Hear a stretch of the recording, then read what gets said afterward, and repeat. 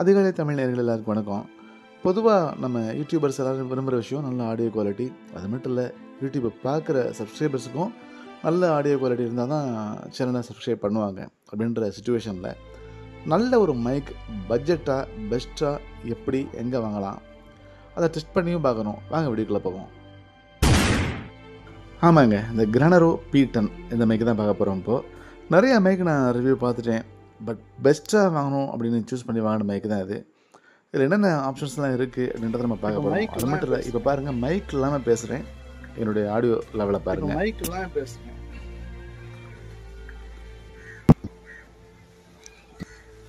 Mic இல்லாமல் பேசுகிறேன். கொஞ்சம் போனால்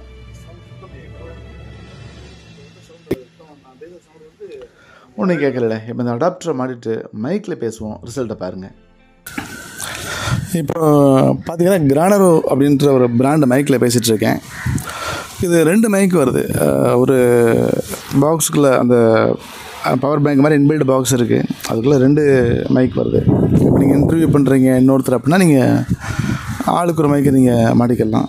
மைக் ரொம்ப சின்னதாக இருக்குது. ரொம்ப சொல்லணும்னா ஒரு 3 சென்டிமீட்டருக்கு 3 சென்டிமீட்ரு விட்த் ஹைட்டு தான் இருக்குது. ஆனால் குவாலிட்டி சொல்லவே முடியாது, செம்ம கிளாரிட்டியாக இருக்குது.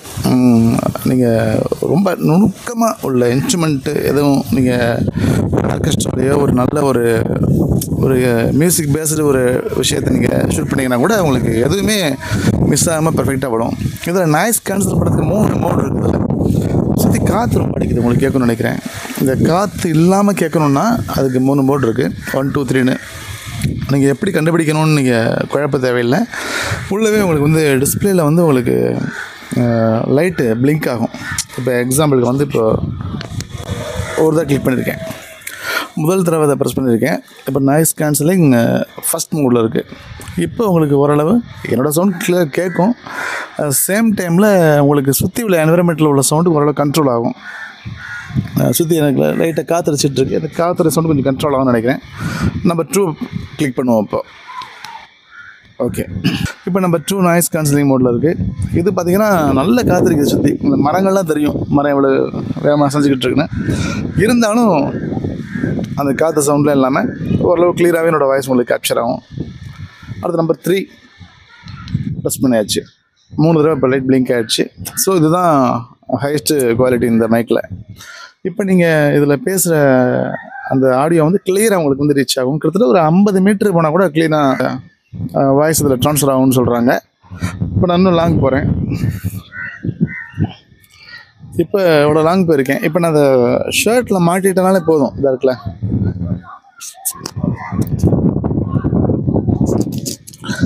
ஷர்ட்டில் மாட்டினாலே போதும் உங்களுக்கு கிட்டத்தட்ட கிளியரான ஒரு ஆடியோ உங்களுக்கு கிடைக்கும்.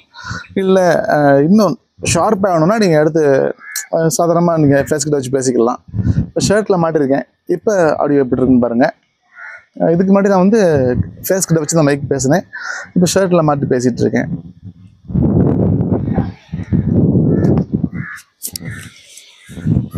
இப்போ இந்த கிரானரோ மைக் பார்த்தீங்கன்னா ரொம்ப சின்ன மைக்கு. இந்த பாருங்களேன், ரொம்ப சின்ன மைக்கு, பட் சேம் டைமில் நல்ல குவாலிட்டி. நான் பிரபல கம்பெனியோட நிறைய மைக் நான் ரிவ்யூ பார்த்தேன். ஆன்லைன் ஷாப்பில் போய்ட்டு ரொம்ப பிரபலமான கம்பெனியில் உள்ள எல்லா மைக்கும் பார்த்தாச்சு, ரிவ்யூவும் பார்த்தாச்சு, சில டெஸ்டிங்கும் பார்த்தாச்சு. பார்க்கும்பொழுது எனக்கு இந்த மைக் மட்டும்தான் பிடிச்சிருந்தது. இந்த மைக்கில் உங்களுக்கு ஆடியோ குவாலிட்டி இருக்குது. அதே நேரத்தில் வந்து இதை விட காஸ்ட்லி மைக் போனீங்கன்னா இருக்குது, ஒரு சில பிராண்ட்ஸ் இருக்குது. 3 எழுத்து பிராண்ட்ஸ்லாம் காஸ்ட்லி மைக் இருக்குது. அது கிட்டத்தட்ட இதோட 10 மடங்குன்னு, இதோட ஒரு 15 மடங்கு வேலை போகும். அதில் இந்த குவாலிட்டி இருக்கும் அப்படின்றதுல சந்தேகம் இல்லை. பட் அதே குவாலிட்டி இதுலேயும் இருக்குன்னு சொல்லலாம். ரொம்ப நல்ல மைக்கு. நீங்கள் ஒரு யூடியூபராக இருந்தாலும் சரி, இல்லை ஒரு ட்ரூ பிளாகராக இருந்தாலும் சரி, இல்லை நீங்கள் ஏதாவது ஒரு விஷயம் நீங்கள் பேசணும், நீங்கள் லேப்டாப்பில் ஜூம் மீட்டிங்கில் இருக்கீங்க அப்படின்னா கூட நீங்கள் லேப்டாப்லேயும் சி அடாப்டரை போட்டு விட்டு நீங்கள் காலில் ஃபிக்ஸ் பண்ணிக்கலாம். ஸோ அந்த மைக்கு வந்து உங்களுக்கு ஃபுல் சப்போர்ட் ஆகும். ரொம்ப குறைவான விலைங்க இந்த மைக்கு. கிட்டத்தட்ட ஒரு 2100 ரூபாய்க்கு இந்த மைக்கு அவைலபிள் இருக்குது. இன்பில்டு அந்த பவர் பேங்க் பாக்ஸோட இதில் கிட்டத்தட்ட ஒரு 900 மில்லியாம்ஸ் பவர் இதில் இருக்குது. ஒரு மைக்லேயே ஒரு 100 மில்லியாம்ஸ் பவர் இருக்குது.